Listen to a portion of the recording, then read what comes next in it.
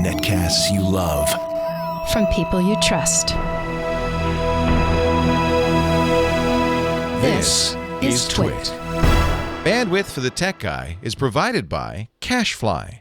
CacheFly.com. Hi, this is Leo Laporte, and this is my Tech Guy podcast. This show originally aired on the Premier Radio Networks on Saturday, September 21st, 2013. This is episode 1015.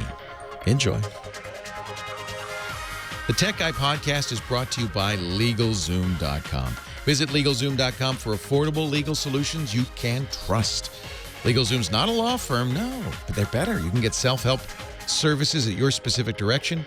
Speak to a legal plan attorney to get your questions answered and get ongoing advice. Visit LegalZoom.com. Use the promo code TechGuy. You'll get $10 off at checkout and our eternal gratitude.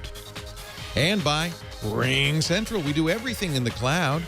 Well, that's why I love my cloud-based phone system from Ring Central. Zero startup costs, and Ring Central is $20 per month per user. Try it now with a 30-day risk-free trial, and when you buy one desk phone, you get a second phone free, up to 20 phones total. Call 800-543-9980 or visit ringcentral.com and use the promo code TWIT.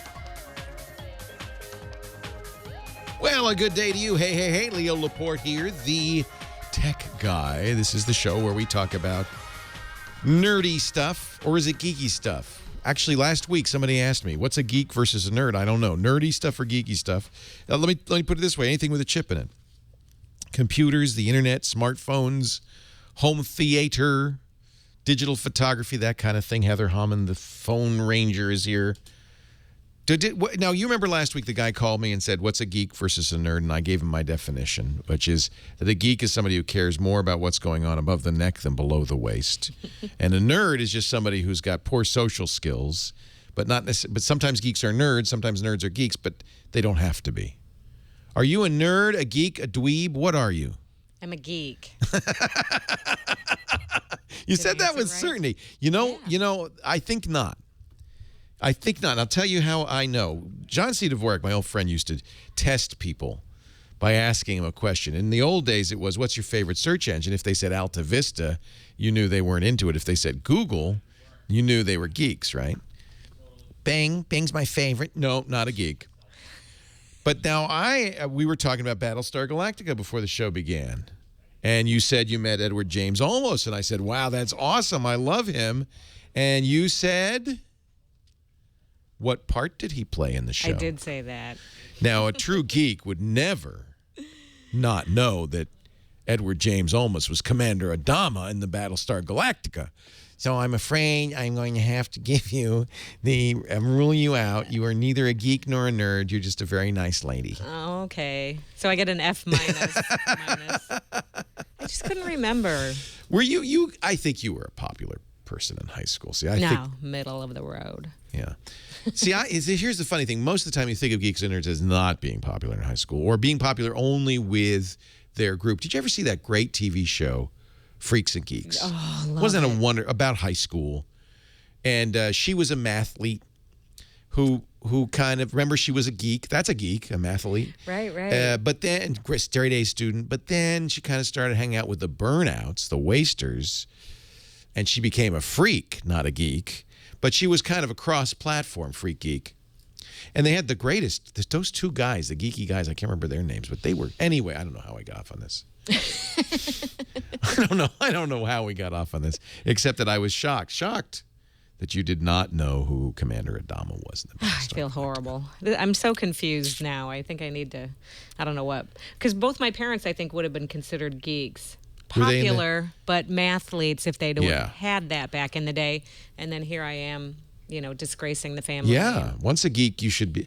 See, I played chess in high school. I think I was in the chess club and the AV club. I think that kind of qualifies me. Wow. We didn't have computers back then because it was, we had rocks. We had abacuses. But I did know how to use an abacus, I confess, which pretty much qualifies you, I think. Did you play marbles, too, and have a big hoop that you rolled down the street for fun? Yes, and I had a penny farthing bike. I had a bike. The front wheel was very, very big. The back wheel was very, very small. Nothing wrong with that. I shaved off the handlebar mustache. I don't wear the derby anymore. What do you think? I was born in the 1920s? That's how you were making it seem. My favorite game was Kick the Can. Did they have radio back then, Papa Leo? You know, we're being silly, but in fact, the tech has the world changes so fast, and it seems to be accelerating. In fact, there's a lot of research and thought put into this that, in fact, it is accelerating. So I'll give you an example. The changes between 1800 and 1900, the Industrial Revolution and so forth, yeah, there were some changes, but the changes between 1900 and 2000, cars, airplanes, computers, the information revolution, much more happened in that second century than the first, right? And I can only imagine, and some have said that what has happened in the first decade of the 21st century, between 2000 and 2010, was as much as has happened the previous 100 years, and that's going to, again, in the next 5 years, as much will happen as in the last 10, and on and on and on. My brain can't handle it. Well, it's geometric. It's exponential, in fact. Exponential, that's the word. And, in fact, that's why there's a guy, I don't know if you know the name Ray Kurzweil. You might recognize his last name, because the Kurzweil synthesizer was Stevie Wonder's tool of choice. In fact, it was because he designed that synthesizer for Stevie Wonder, he was an engineer at MIT at the time, that he got interested in the idea, because Stevie was blind, of text readers. And he created the Kurzweil voice synthesis, which was the earliest and one of the best voice synthesis programs, became an artificial intelligence researcher. And currently, he's at Google, and his great interest is what he calls the singularity. He's the one who observed things are doubling, every few years, doubling in the speed and the rate of innovation and change. It's his opinion that we are rapidly closing in on this point in time. He calls it the singularity, when computer intelligence, information technology becomes indistinguishable from humans. Now, he doesn't mean the same as. That's not the same thing. I've had this debate with him many times, so I know exactly what he's talking about. He says, and he's written this up in a number of books, the Age of the New Machine, I think it's called, The Soul of the New Machine. And he's also written The Singularity is Near and others. He believes that in the next perhaps 20 to 50 years, in fact, in the lifetime of many people listening, this singularity will happen. Computers will be as smart as humans, indistinguishable from humans. And then things really start to speed up, because computers can start designing newer, smarter computers, and it's faster and faster and faster and faster and faster. Those new smart computers design the new smart computers, and pretty soon, I don't know what happens. Your head explodes. Pretty soon, it's Terminator 2 is what happens, or it's pretty soon. Now, I asked Ray, I said, Ray, this sounds terrible. Should we not be afraid of machines becoming smarter than us and eventually saying, what do we need humans for? They're just wasting our space. And he said, no. And this is what he told me. No, because we're their parents. They're going to like us and revere us, and they're going to cherish us, because they wouldn't exist if we hadn't invented them in the first place. He said, in fact, we will be as God to them. That's right. We created them. You think that? Are you believing that? Because I don't think so. It. I think they're just going to wipe us out. And I don't think Arnold Schwarzenegger can save us, frankly. I think it's... Yeah, he wrote The Age of Spiritual Machine. But of course you're going to say that, because if you're telling the world, well, what's happening is information technology is happening so rapidly, so quickly, advances are being made so quickly, and this is true, that at some point it will no longer be the humans that are making the inventions, the innovations. The machines themselves will innovate and invent, and of course they will do it at a rapidly increasing pace. If you tell people that, you better tell them something like, some fairy tale like, oh, but don't worry. They're going to like us. It'll all be just It's all going to be fine. Otherwise, they're going to burn the machines, right? So I don't know. Right. I kind of hope this does happen. I'll tell you why. And this is the other thing Ray says. He says he wants to live long enough. He wants to survive to this point. He wants to live long enough to live forever. Because he believes if he can just survive to this point, they can take his brains and pour them into one of these machines. And then he will never die. Huh. I said, but Ray, do you not believe in a soul? Do you not think that there's something different about the human mind, something ineffable that a machine can't duplicate? He says, no, I don't know. What are you talking? He says, if you can't tell the difference, what does it matter? Now we're talking deep philosophy, because if your body dies and your brain along with it, but you've somehow taken the contents of your brain and put them in a machine, did you not die? Does that thing thinks it's you, but is it you? Oh, man, how did I get into this? Let's take a break. You did not die. I want to answer some calls. Heather Humming, you give her a ring. We're going to talk high tech. I'm sorry I brought this up. Leo Laporte, the tech guy. Leo Laporte, the tech guy. The iPhone less. Actually, I still have the old iPhone, tech guy. Heather Hammond. So you're an iPhone 4 person, right? We talked about this before. You think iPhone 5S or 5C? Which do you think? You like the color one? Did you order one? Are you talking to me? I'm talking to you.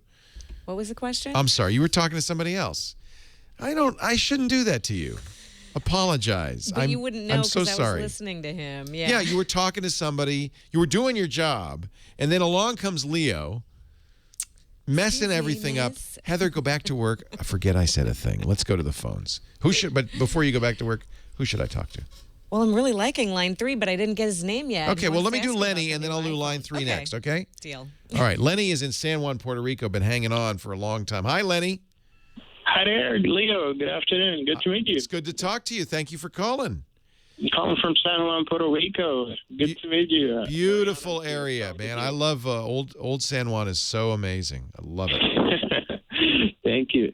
I got a question regarding ham radio application on PC. Okay. Have you heard of Echo Link? I have heard of Echo Link. Yeah. I've even used Echo Link because, as you know, I'm a ham. What's your ham call sign? KP4XN, but I am not active, so I just renewed my license several weeks ago to the FCC, but I'm planning in the meantime to be active again because I really like the DX. That's DXing is fun. Echo Link is not a DXing kind of thing. Well, KP4XN, nice to meet you. I'm W6TWT, also a ham, also inactive. I mean, my calls are active, but I hardly ever do it. Echo Link is one of the few things I can do. You see, Echo Link is a response from the ham community to the internet, in effect. Okay. Yeah, it is a system that uses the internet to connect ham operators one to the other. So you talked about DXing. That's listening over the radio waves to distant signals and saying, hey, I heard somebody in Helsinki or whatever. Echo Link kind of makes that whole thing kind of meaningless because what happens is you'll use your ham radio to get to a relatively, and this is usually done with mobiles or handhelds, less powerful ham radios. You'll get to a repeater station, which is nearby, usually on an elevated area. That repeater station will then go over the internet to another repeater station in another area where it comes off the internet and goes up on a radio tower. Now, you can do a lot of things with Echo Link. It's very cute, very cool. In fact, you don't even, I think you're right, I don't think you even need a radio. You could do Echo Link. Yeah, I also use the app on the iOS iPhone that I have, and I don't have any problem at all. But the problem is with configuring the firewall.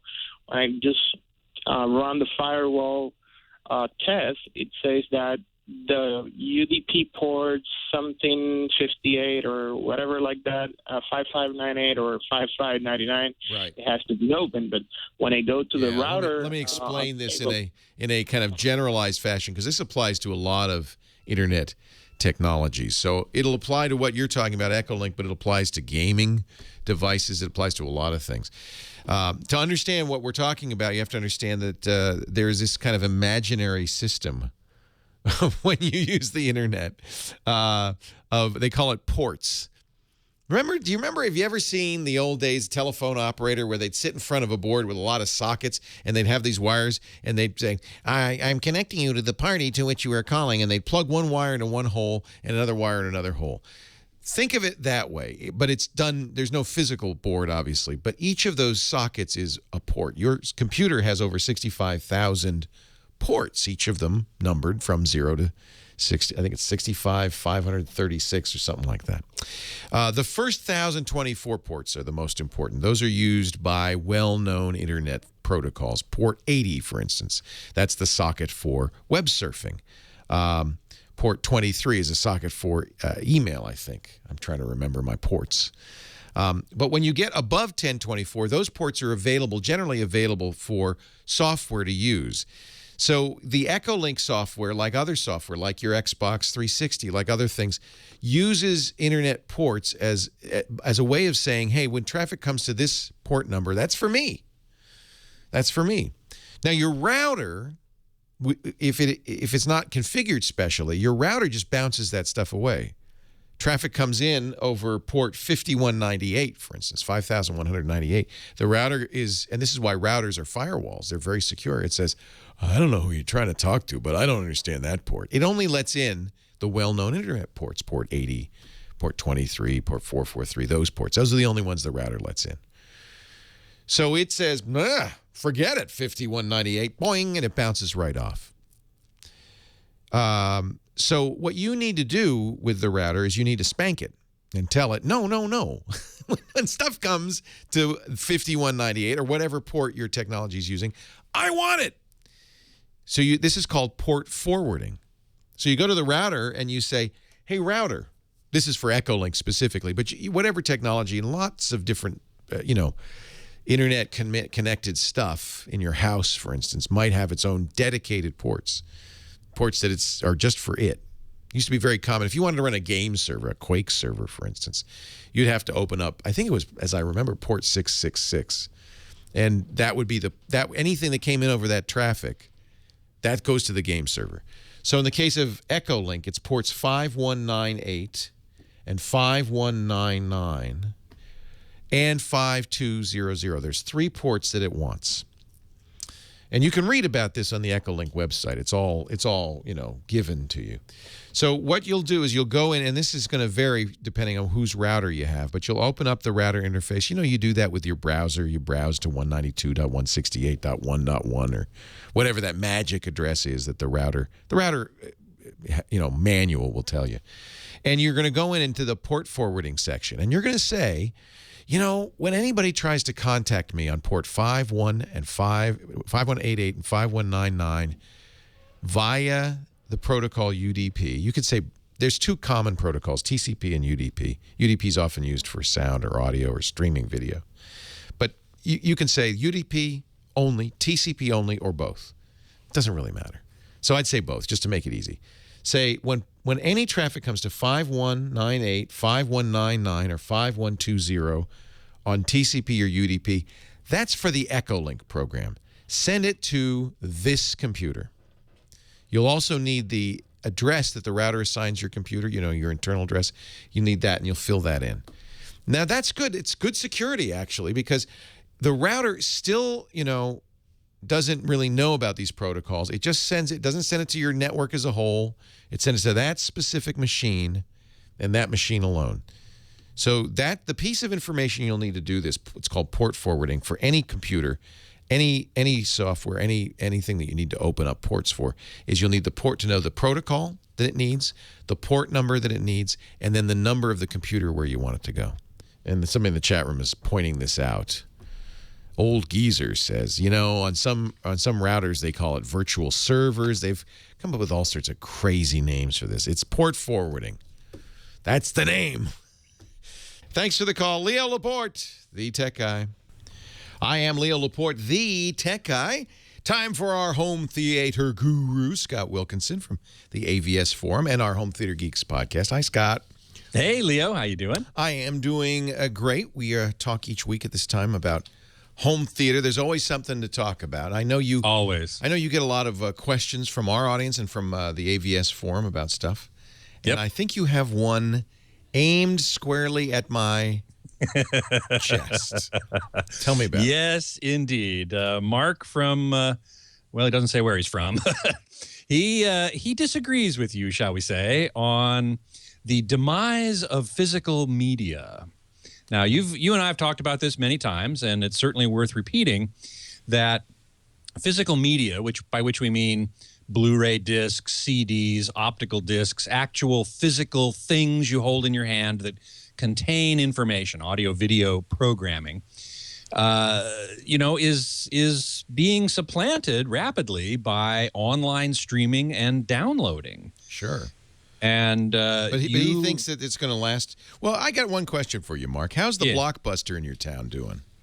Is there somewhere? There isn't any Petaluma anymore that I can go rent a DVD. No, there's red boxes. Right. There is a red box. There is Redbox, which you can find outside of 7-Elevens and other stores. There still is a Blockbuster in my town of Burbank. It'll be gone soon. So it'll be gone pretty soon. Yeah. And the question also arises with this new UHD, Ultra HD, super high resolution video that's coming. Will there be a physical disc medium for that?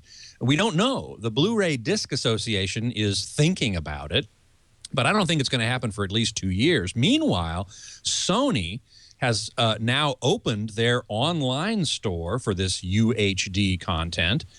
And a company called Red Digital Cinema is soon to start distributing. They've already started tests to download UHD content to their Red Ray player, which is basically a hard disk-based server. And it connects to the internet, and this content comes streaming down to it, stored on the hard disk, and then you play it from there. So in a sense, that's, I guess you might call that physical media, but it's... No, that's not physical media. When I say physical media, and by the way, somebody, please don't confuse me saying that with me lobbying for it. I'm not saying, oh, I can't wait till it's gone. I'm just observing that the future's not bright. And of course, it relies on higher speeds on the internet, better compression on the internet. Admittedly, there is no better. You know, when I got my fancy new TV, what's the first thing I do is hook up a Blu-ray player to it, because that's where you're going to get the best possible picture. And that's where I think these people who are so adamant that they don't want physical media to die, to go away, is where they're coming from. Yeah, but whether you want it or not is not germane. Whether I want it or not is not relevant. It's really what's going to happen. And it's not, I hate to tell you, it's the same thing with your newspaper, with books, with records and CDs. It's just what's happening because the internet is such a great delivery medium. And that doesn't mean that there aren't still vinyl records around. Sure there are. Which there are, and there's in fact a growing resurgence in that market too, even amongst youngsters. Okay. It's a small market. I'll admit, it's a small market, but it's actually doubled over the last year from 100 to 200 people. Exactly. So yes, there's a resurgence, but I'm not talking about that. I'm talking about a generalized move away from DVDs, away from CDs, away from Blu-ray, towards streaming it over the internet. And it's pretty clear the writing's on the wall. That's where we're headed. And the good news is the technology supports that. Yes, exactly. And I want to make it very clear. I want to reiterate what you just said, that you're not advocating for this. You're just observing. No, I love Blu-ray. Yeah. There's nothing better. There really is nothing better. When it came down, I'll give you an example. It came down to me buying, I wanted to own The Sopranos. Yeah. After James Gandolfini passed away, I thought this is the greatest TV show of all time. I should own a copy of this. And I had two ways to do it. I looked online, and you can buy DVDs of it. You can't buy Blu-rays of it, but you can buy DVDs. Really? Huh. Yeah, they never did a box set. I was so surprised. I know they did certain seasons. I think I have season 1 or 2. Yeah. It's by season. Yeah. Or I could go to Amazon and buy digitally. And I decided to buy it digitally. The quality's great. It's not maybe not perfect, but it's pretty close. And I can watch it anywhere. It's more convenient. Unless Amazon goes out of business, I have it forever without having to move it from house to house. Right. Takes up no space, gathers no dust. It's stored in the cloud. You own it, right? I can watch it on any device. It's just more convenient. So I think this is a lot of consumers are making this decision. It may not be ideal, but I just feel like it's the way it's going. Well, an interesting parallel happened with audio. After CD, we were wondering, well, what's the next step beyond CD? And there were two physical media contenders. One was Super Audio CD, or SACD, and the other was DVD audio, both of which offered much higher quality than CD. But neither of those disc formats really went anywhere. SACD is still around. DVD audio really isn't. What what succeeded CDs? MP3 downloads, which are less quality. They're lower quality. Yeah. They can be horrible quality, or they can be pretty good, depending on the bit rate and the compression. But here's an interesting thing. Neil Young's Pono, this 96 kilobit sample, kilohertz sampled stuff, is going to be available next year. So streaming doesn't mean bad quality. No, it doesn't. That's exactly right. Technology moves. We get better internet speeds, better forms of compression. That's right. And with this new UHD video, we're going to have a new form of compression as well that should increase or decrease the size of the files, decrease the amount of time it takes to get to you, and preserve the quality that level that's already there. I think people get mad at me because they think I'm somehow advocating for it. I'm not. Right. I'm just observing. It's what's happening. It is what's happening. That's right. And the other point I wanted to make here was there's a balancing act between quality and convenience. Now, there's also a human characteristic of wanting to own a physical object and hold it in your hand, put it on your shelf. But as you just said, it gathers dust on the shelf. And it's much less convenient to have to go over there and get a disc and put it in a drive. You can't see, but behind me, I've got big bookshelves loaded with books. I love books. Yeah. But it's a pain in the butt to move.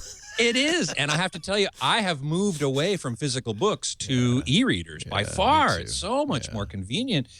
And, I've got shelves full of books too. And I hardly ever pull them down. But the e-reader, I can just pick it up. I decide what I want to read. Boom, it's there. It's great. So this balancing act between convenience and quality. Now, with books, it doesn't matter, right? I mean, the text is on the screen or on the page. It doesn't really matter. I mean, you can argue about marking it up, but you can do that in an e-reader too. With audio and video, it is a matter of quality. And there is a quality hit when you talk about highly compressed, downloaded content. But for the most people, for the majority of consumers, it's not that big a hit. Now, for those of us on AVS Forum, it's kind of more of a hit because we want the absolute best we can get. Wring out every last pixel and every last, decibel and frequent hertz of sound. So for those people, I think physical media is never going to go away entirely, or at least not for a long time. But like LP, it's going to become more and more of a niche product. And again, I'm not advocating for that. I'm just, as you said, that's simply an observation of how it's going to be. Well, sad that may be, and it certainly raises issues for people who have limited bandwidth or worse, bandwidth caps. There's a problem right there. There's another one, and but that means we have to fix that. That's all. Scott is the editorial director at the AVS Forum, a great place to go. avsforum.com. If you're into this stuff, it is. I've been a member there for a decade, and it's just fabulous. He also hosts our Home Theater Geeks podcast every Monday. twit.tv/HTG. Thanks, Scott, and we'll see you next week. You bet. Thanks so much. Leo Laporte, the Tech Guy. Tech Guy broadcast today brought to you by our good buddies at LegalZoom.com. I'm a big fan. Actually, I have kind of a personal stake in LegalZoom.com because for an entrepreneur, LegalZoom is really an amazing thing. A lot of you, I think, dream of creating your own business, but there are legal legal hoops you have to jump through. And you've got to take those steps to protect yourself and your business from the very beginning. But of course, when you're first starting a business, you don't, like me, I didn't have a lot of money. Kevin Rose said you got to do an LLC, Leo, to protect yourself. That's why I was so happy we found out about LegalZoom.com. Like me, over the past 12 years, 1 million business owners have trusted LegalZoom to help start their business. They're going to save you a lot of time, a lot of money. You don't need a lawyer for a lot of the business that you have to do. You just need the right forms, and LegalZoom is going to help you.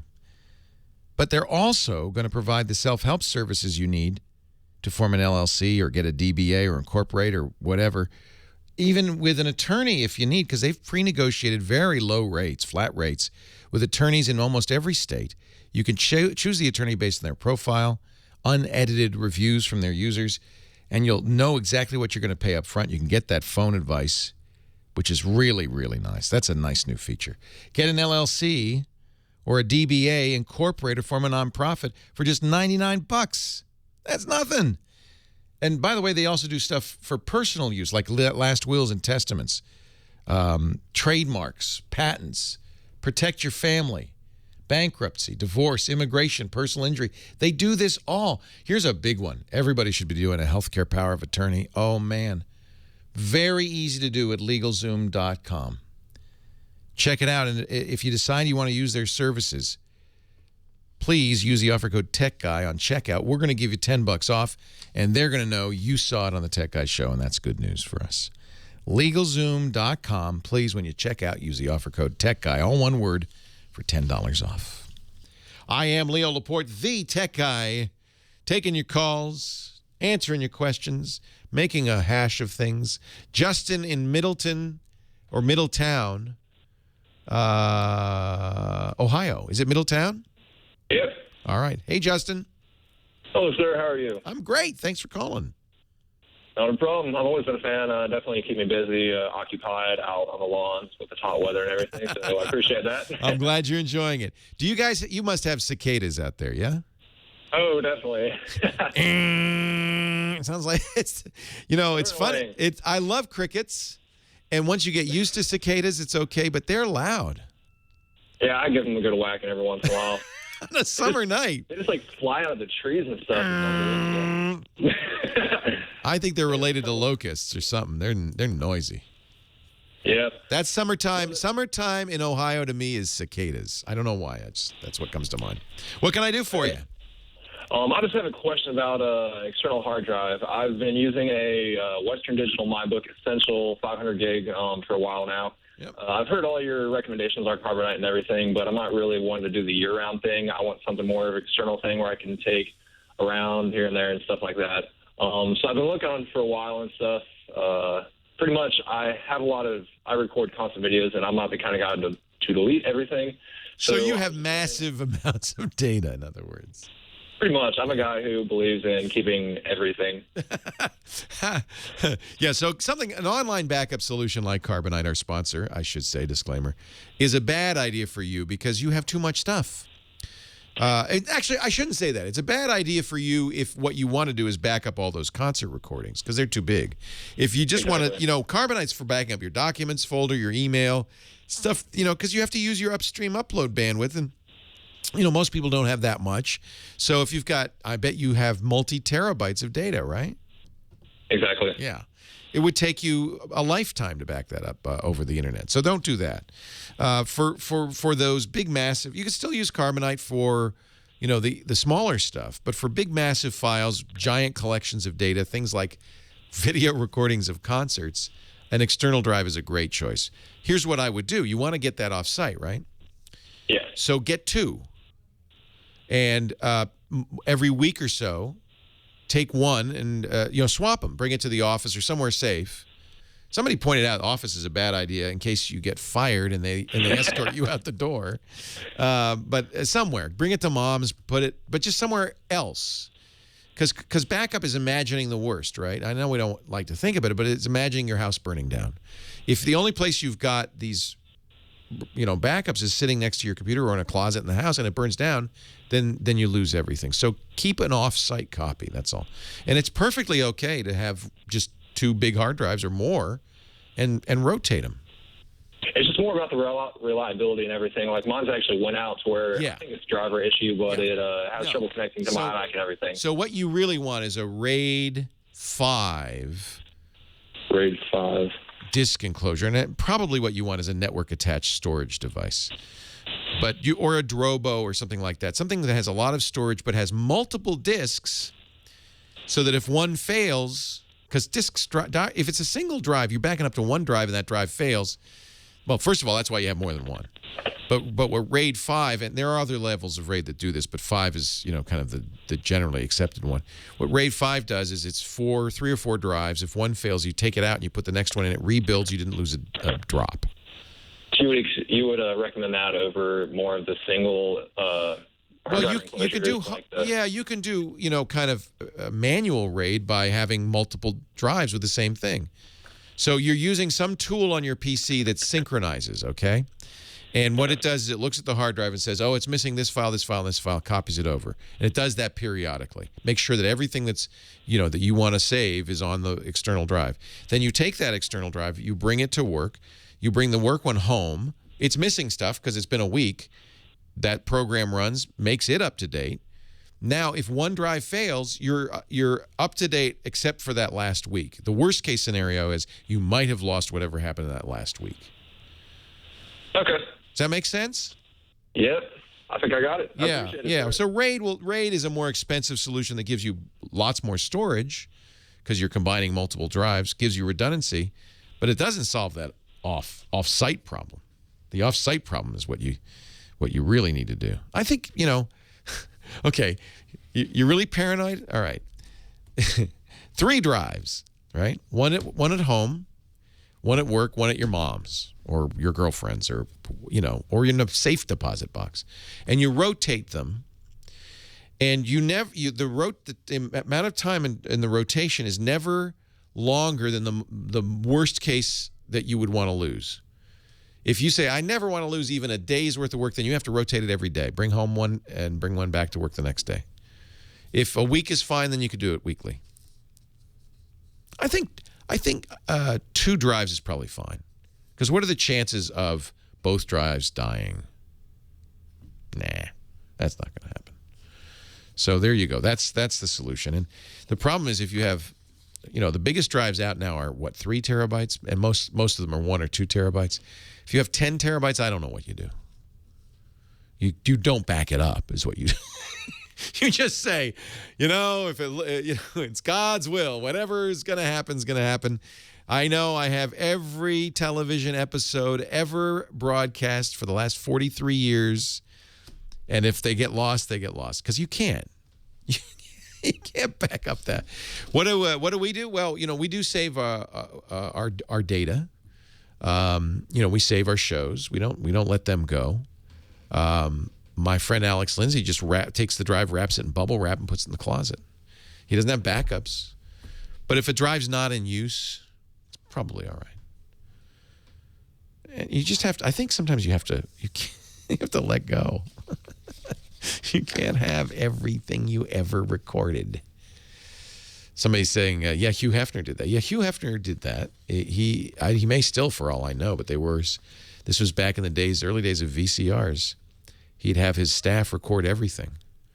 And if he ever wanted to watch, it was the earliest TiVo. Some TiVo that took 15 people to do. And then if he ever wanted to watch anything, he'd send down to the basement. Get the show.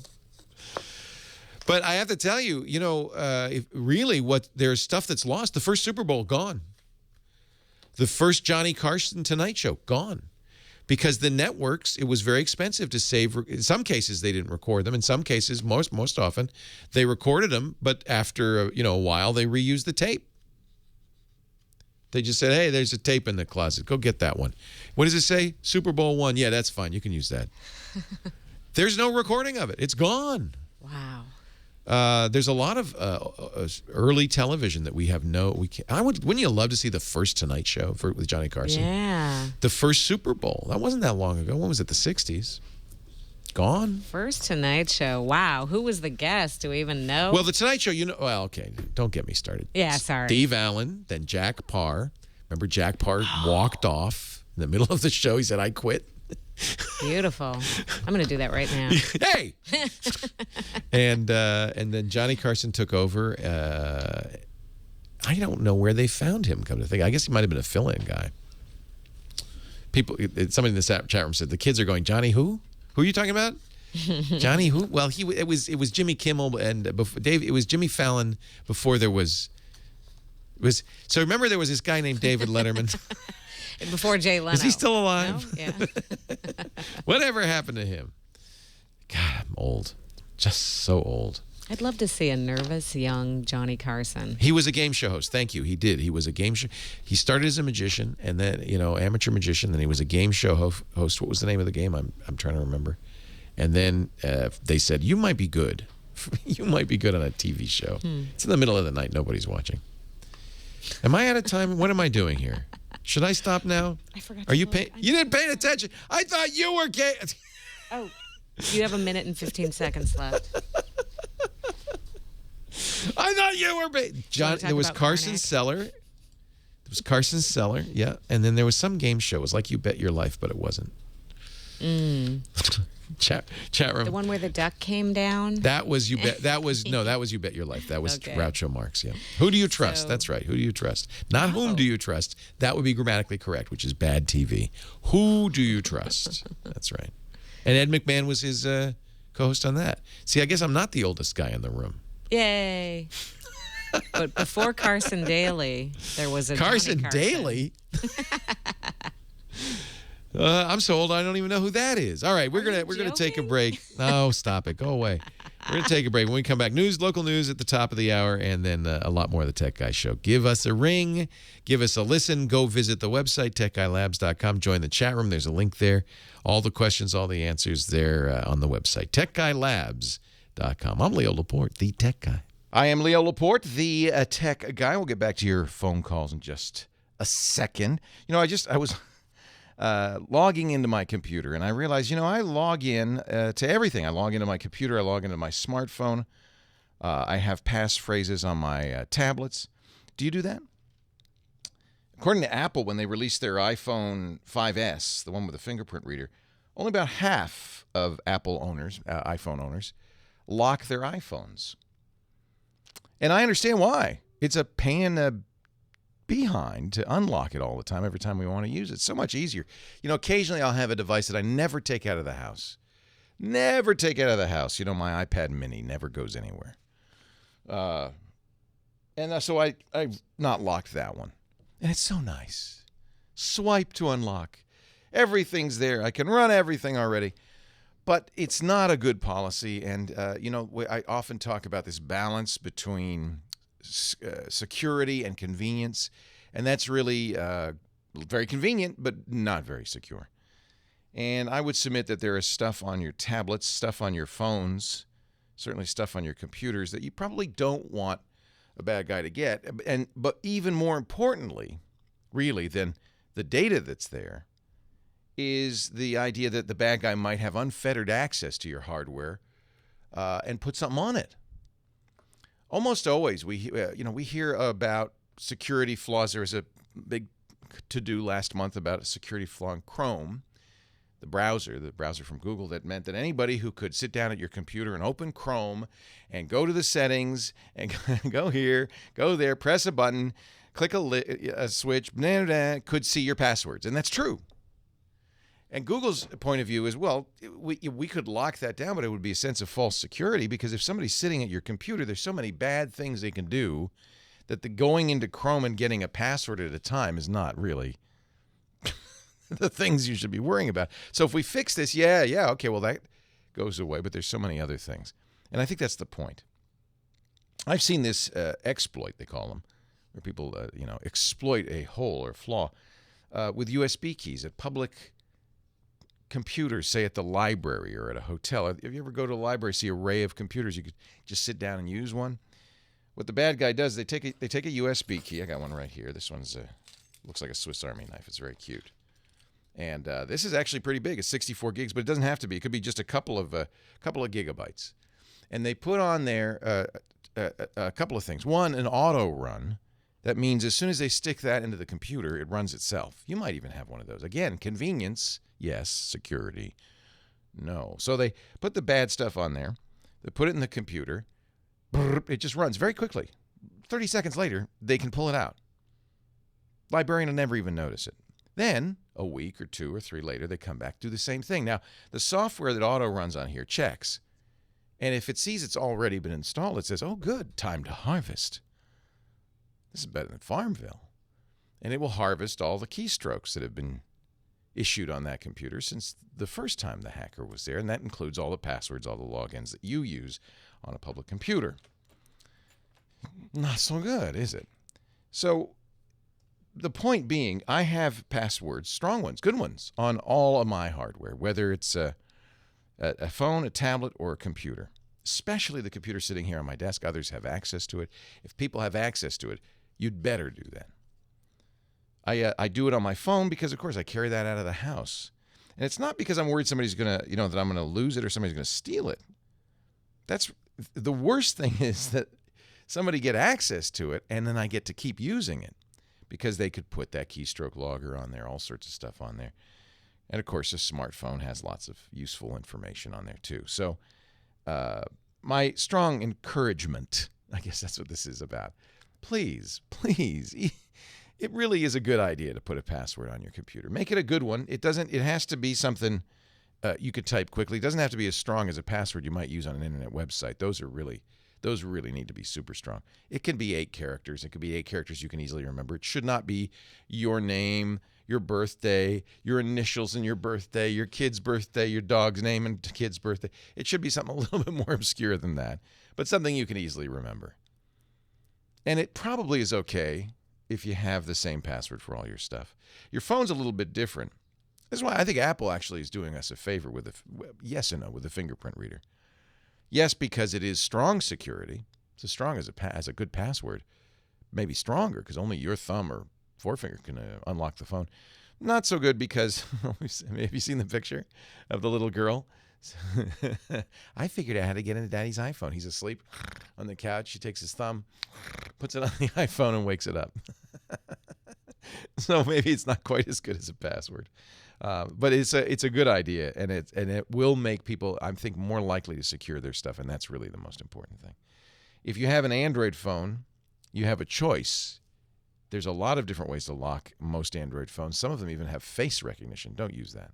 That really doesn't work. It's unreliable. Sometimes it doesn't work, and sometimes it works when it shouldn't. They also have a pattern. This is kind of a little bit better than a swipe. Swipe to unlock's always the same thing from left to right. But with the pattern, maybe your finger goes up, down, left, right, up, over. It does a loop-de-loop, figure 8 or something. And that's a little harder to guess, although my friend John C. Dvorak says you can look at the glass on anybody's phone, see where the smudge marks are, and say, yeah, well, I see his pattern. I don't think that works. But, hey, why take the chance? The best thing to do on a smartphone is use a passphrase. Just like on your computer, or at the very least, and this is kind of the intermediate one that most phones offer, including the iPhone and Android phones, is a PIN. Make it longer than 4 digits. That only gives you 9,999 choices. If you make it 5 digits, now that gives you, 99,999 choices is a lot more. If you make it 6 digits, it's 1,000,000 choices, minus 1. So that's pretty good. I mean, nobody's going to hack that in a reasonable amount of time. I also turn on, and iPhone has this, Android does not, the thing that if somebody tries 10 times to unlock the phone, like they're trying to guess your passcode, then it wipes the phone. I like that. I always turn that on. Because I figure if I can't remember, remember, if you can't remember your passphrase, this isn't going to be so good. So make sure you can remember it. But that means nobody can kind of brute force or try a bunch of different choices and unlock the phone. So I like doing that.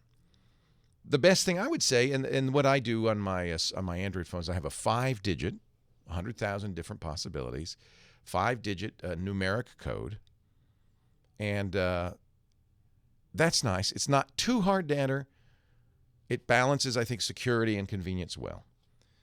In this Motorola phone's nice because you can put little dots, they call them the skip, that will actually just unlock it right away. So it kind of encourages you to use a strong password. The little skip dots, I like that a lot. And the fingerprint, great idea. By the way, Apple does let you bypass the fingerprint if you can't, for whatever reason, can't use it. Maybe you, hurt your thumb or something. You can enter a PIN code. And I should look on my iPhone. I think it's 5 digits. I think it's a 5-digit or 4-digit PIN in lieu of the fingerprint. You know what some say, and I think this is probably true. The best thing to do would be to have the fingerprint and a PIN. Then if somebody in the middle of the night while you're really fast asleep gets your thumb, puts it on the thing, then they still need to wake you up and get, hey, what's your PIN? What's your PIN? What? What's your PIN? Just wondering. What? No, that's not going to. Again, security versus convenience. It's a lot less convenient, but a lot more secure. People have been making a lot of jokes about, now thieves, when they steal your phone, will cut off your thumb. I don't know. I'd have to examine it, but most fingerprint readers do not work with, if you'll forgive the expression, severed thumbs. It's good news. I hope the thieves know that. More of your calls. Let's talk. More of your calls to come. Leo Laporte, the tech guy. I am Leo Laporte, the tech guy, and we are talking high tech here with you, the callers. Moving on to Francine. And I'm going to say this right, Francine. Gloucester. Hi, Francine. Hi, Leo. It's a pleasure to speak with you. I've been watching you for years. I have everything I know about computers I've learned from you, and if you didn't teach me, you taught me how to find it out for myself. Aren't you great? You're not from Gloucester, Mass. You're from Gloucester Township, New Jersey, which, how do they say it in New Jersey? Gloucester, probably. Well, yes, Gloucester Township, New Jersey. Yeah. It's South Jersey. It's about 40 miles east of Atlantic City. I love the area. I love the area. I grew up in Providence, which means I'm used to Gloucester, Mass. Nah, that's a different Gloucester. What can I do for you? Thank you for the kind words, by the way, Francine. I mean them. Very nice from of my you. heart. Thank you. I really do. Thank you, dear. I'm going to cry. And thank you. No, thank you. And thank you for Heather. I think she's wonderful. Isn't she great? Don't we love Heather? We stole her from Dr. Dean Adele. No, actually, he'd retired. So 11 years with Dr. Dean Adele, which was great training for me because we're both jerks off mic. And no, no, you're not. Come on, I don't believe you. No, but it was good training because you're used to dealing with people who have fairly specific technical. I mean, medical questions are fairly technical, so it was perfect training, and we were so lucky to get her. So I'm glad you like H-Bomb. Oh, she's wonderful. Yeah, she's fabulous. All right, here's my quick question. Steve Gibson, our security guru, our hero of security. Yes, GRC.com. Yes, has had shields up for a very long time. Yes, I fail. Tell me how to fix it. I mean, I have a couple stealth, but the rest I have failed, true stealth, and failed. Right. And most things are closed. A couple of things are stealth. I don't know how to fix it. This has to do. To be stealth. Excuse me. I used to be stealth. I'm not any longer, and I don't know why. Well, it's your router. So what Shields Up is for is testing your router. It's kind of, I mean, when Steve created Shields Up, routers were, arriving in people's houses. It was the early days, and router manufacturers decided that they wanted to make the routers easy to set up. But they did that by making them less secure. They didn't want the tech support calls. So Steve really put the screws to him, and I'm proud of him because he created this site that said, I'm going to test people's routers to make sure that their shields are up. The routers are configured properly for maximum security. And so for years, and this is probably, I don't know, almost 10 years, we've been sending people to grc.com to run their router against Shields Up. He has a new thing, by the way, which everybody should do. The instant UPnP exposure test, because once again, router manufacturers have made mistakes in how they implement them, and they've actually created a very big insecurity. Here's what he's doing. He's pinging at all of the different addresses, all the different ports the router can respond to, and seeing what the router does. The reason is this is what bad guys do. They run little programs that go across the internet and knock on routers. What they're looking for is, and it's much less of a problem now than it used to be, by the way, because everybody's got firewalls and stuff. But what they're looking for is a misconfigured or badly set up or vulnerable computer system. And in the earliest days, the reason Steve set this up is people were turning on BIOS file sharing in Windows, and it meant that anybody could go along on the internet and look at port 139, and if it was open, they could just go in and take anything. They could say, it was like having an open door on your network. They could just look at your computer, see all the stuff you'd shared, and take anything they wanted. That was the reason he created Shields Up. So what he does is he looks at all the ports, and he's looking for the response your router sends back when he pings a port. It could be the responses. There's three of them. Would be, yeah, come on in. I'm active, and this port is open. The other next response could be, I'm active, but this port is closed. So there's green is red is come on in, or I'm closed. And then he likes this thing called stealth, where the router just doesn't say anything. And there's a reason why stealth is good. It'd be great if your router didn't respond to any of these pings, because then the bad guy just assumes there's nobody. Not only is there no vulnerability, but there's nobody even home. There's not a computer at that address. That's what you want. You want your network to be invisible, and that's what stealth is. Are you saying you're seeing open ports? No, there's no open. The majority of them are purple closed when I check the common ports, and only about 4 of them are bright green stealth. And at your recommendation, I have, I have a XP and Windows 7, but I bought an Apple Airport Extreme, not the newer one. I've had it about a year and a half. So it's the Airport Extreme that's doing this, because that's interesting, because mine is all closed.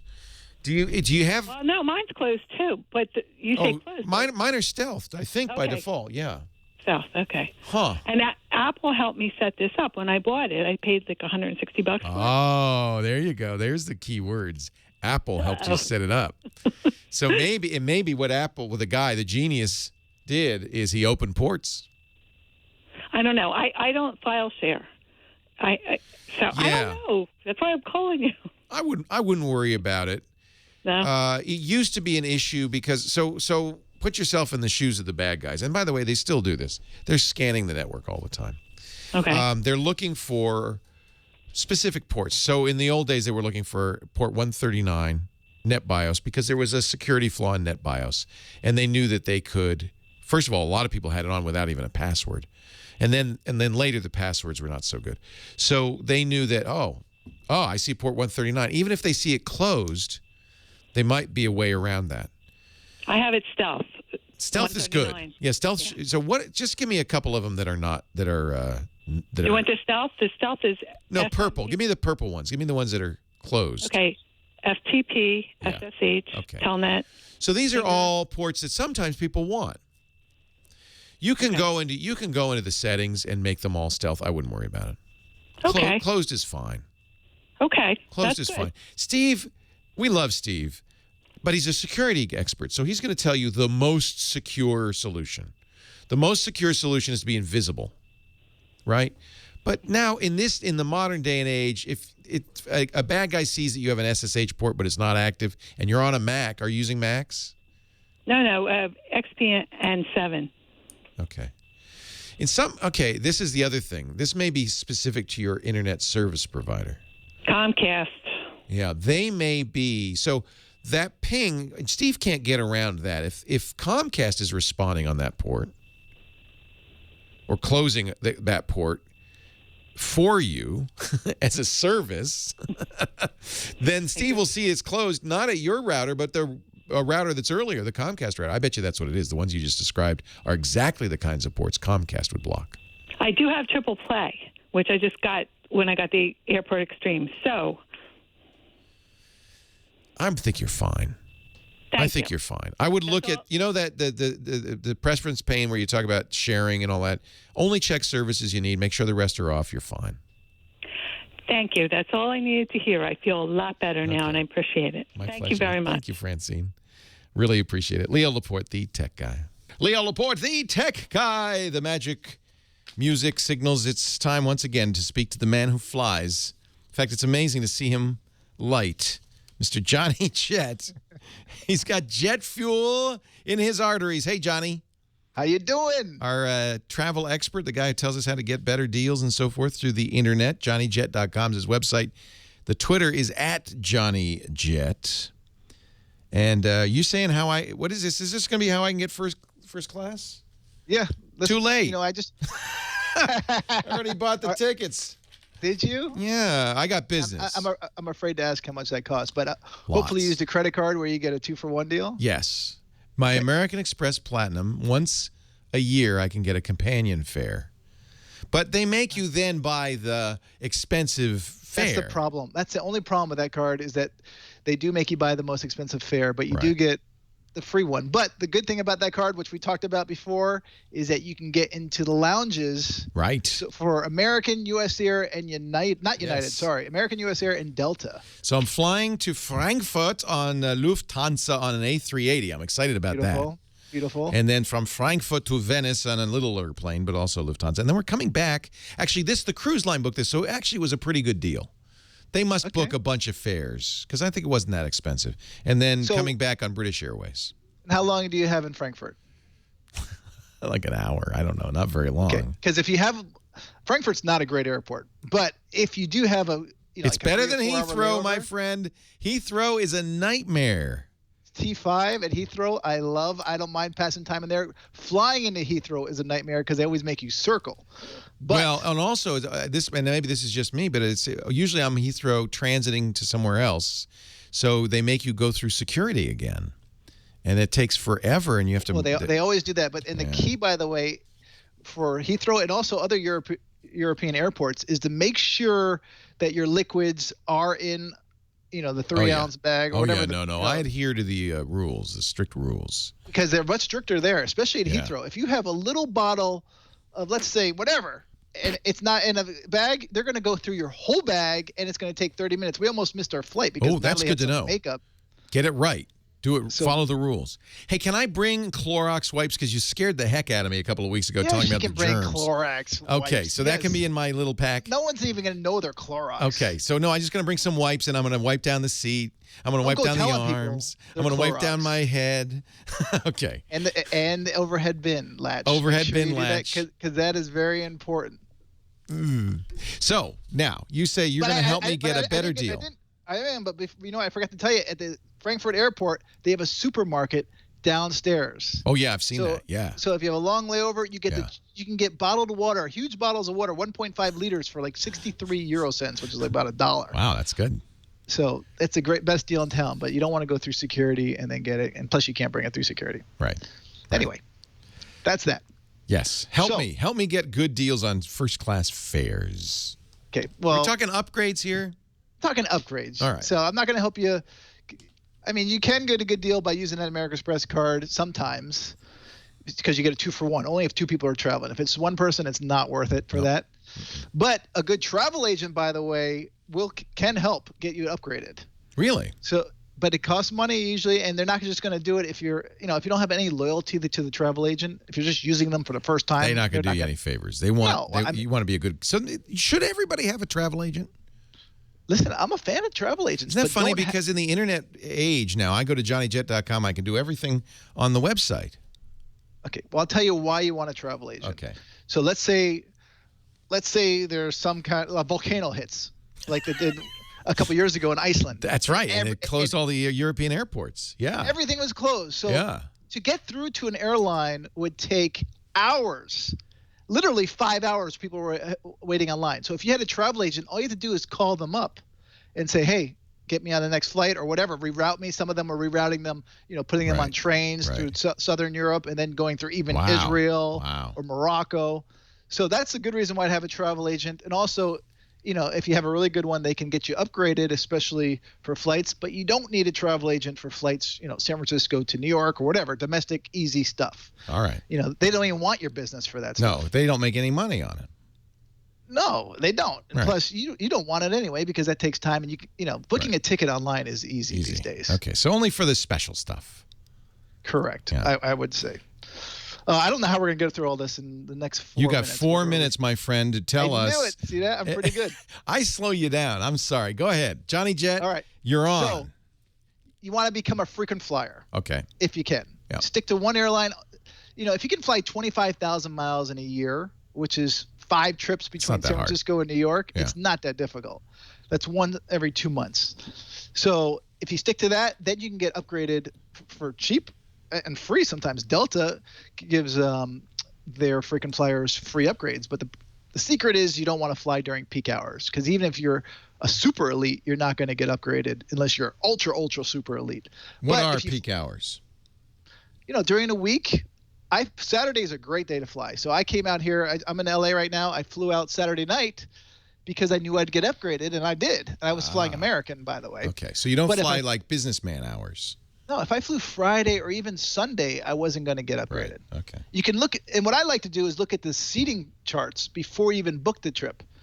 I mean, if you're months in advance, you're out, it doesn't really matter because they're going to fill up a couple weeks before. But if it's a couple weeks before, you look at the seating chart, and if there are plenty of seats, you choose that flight. and that's what I like about American Airlines. You can go to American Airlines. You pretend you're booking a flight even after you book the flight, and you look at the business class or first class and see how many seats are open, and then you know if you're going to get a good chance of getting upgraded. I didn't get upgraded till a few hours before, but I kept looking and saying, okay, I'm going to get upgraded. There's 5 seats left, and also when you see a lot of seats open, that's when you know you can get upgraded. If there's no seats, don't even bother trying to smooze the flight attendants or the gate agents, which I always recommend, bringing a box of chocolates for the gate agents. Yeah. Establishing a relationship. Don't just go hand them a box of chocolates and say, hey, can you get me upgraded? Because it's not going to work. You got to say, you got to be sincere and just. I don't want anything from you. I just think you're great, and I'm giving you chocolates. Oh, by the way. No, you don't do it like that. So okay. Listen, I know you have a tough job. No, all these guys are yelling at you because they're going to be yelling at you, and say, hey, by the way, I brought you a box of chocolates. Because you got a tough job. You're probably not going to get it that flight, but they're going to remember you next time. Got it. So that is a good secret. Also, use miles. When you accrue the miles, don't just use it for a ticket to New York a month in advance when you can buy that ticket for $200 each way or under $200 each way. You want to use it for very last minute tickets, or you want to use it for flying business class or first class to Europe, Asia, wherever. That's where you get the biggest bang for your buck. How much time we got? 1 minute? Yeah. All right. So getting bumped. So if the flight is full, go to the gate agents. And this is a great way to smooth them. Say, hey, is the flight full? Do you need any volunteers? And they love people who do that. So they'll say, yeah, we'd love to put you on the list. And they won't let you know to the last minute. But if they do, say, okay, by the way, can you also give me, the $400 voucher or whatever you're going to give me? Can you also put me in first class on the next flight? And that does happen often, especially if you're a frequent flyer status. They're still announcing that all the time. Oh, we got to bump people. Who wants to volunteer? And you want to travel alone when you're trying to get upgraded. If you have a whole family, you're not going to get everyone upgraded. There's no way. And even if you're with your spouse, it makes it a lot more difficult because that's 2 seats instead of 1. So it's easier to do it with one person. And then be nice and dress well. A lot of people, say that if there's someone who's looking in a business suit or at least dress appropriately, they're going to give the upgrade to that person instead of the person who's wearing T-shirts, a T-shirt and shorts. That's why I'm wearing white gloves on my flight. Thank you, Johnny Jet. JohnnyJet.com, at Johnny Jet on the Twitter. He joins us every week to talk about travel. Thank you, Johnny. Leo Laporte, the tech guy. Leo Laporte, the tech guy. And it's time to move on to another call here. Who do I have? I have George in London, as in England. Yes. Hi, indeed. George. Thank you for calling. Hi there. Nice to have you. Thanks for taking my call. My pleasure. Just a quick question. Yes. Right. So I use quite a few accounts, email accounts. I wanted to know whether there's an easy way to unify all of them into one inbox. Yes. Yes, there is. And in fact, I have the same situation, and I use Gmail to do that. So Gmail's free from Google. Gmail has an additional lovely added feature of having the best spam filtering in the market. I mean, Gmail's so good, I haven't seen spam in ages. So what I would suggest, in fact, I was using a really expensive corporate-level spam filtering service, and I turned it off about a month ago and expected an onslaught. But because I go through Gmail, it didn't change. It didn't change anything. This whole time I was using this service, I didn't really need to. There was this whole onslaught, I thought, and no, Gmail's really gotten better and better and better. Gmail has, if you look in the pop and mail forwarding settings, the ability to go to an email account and get the mail from it. Okay. So you can have what you're looking for is something called a unified inbox. And actually, a lot of services will do this. They'll go out and get the mail from other services, just as you would. That's what you do when you get the mail. They do the same thing on your behalf, but they put everything in the unified inbox, and then you only have to go to one inbox. Okay. Is there a delay in them receiving? No, it's I don't notice it. There may be maybe a minute.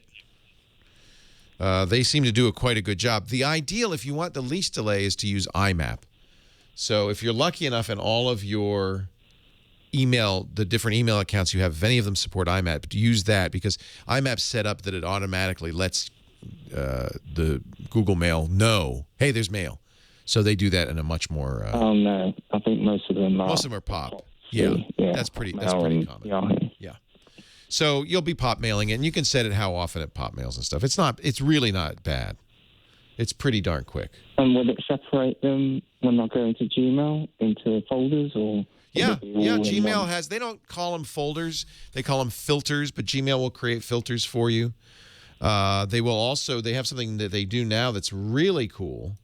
They've created these default folders that are the primary. They have social emails. They have update emails.